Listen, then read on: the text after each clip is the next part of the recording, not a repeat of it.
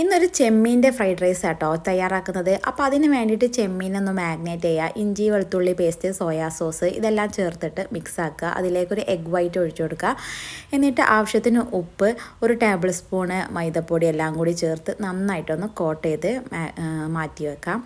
ഇനി ഒരു 3 എഗ്ഗ് എടുത്തിട്ടുണ്ട്. നേരത്തെ എഗ്ഗ് യോക്ക് ഇതിലേക്ക് ചേർത്ത് കൊടുത്തിട്ടുണ്ട്. സോയാ സോസും ഉപ്പും കുരുമുളകും ചേർത്ത് ജസ്റ്റ് ഒന്ന് സ്ക്രാമ്പിൾ ചെയ്തിട്ട് നെക്സ്റ്റ് നമുക്ക് ചെമ്മീനൊന്ന് ഫ്രൈ ചെയ്യണം. അപ്പോൾ അത്യാവശ്യം ഓയിൽ ഒഴിച്ചു കൊടുത്തിട്ട് ഓരോ ചെമ്മീൻ ഇട്ടിട്ട് ഇതുപോലെ ഫ്രൈ ചെയ്ത് മാറ്റി വെക്കുക.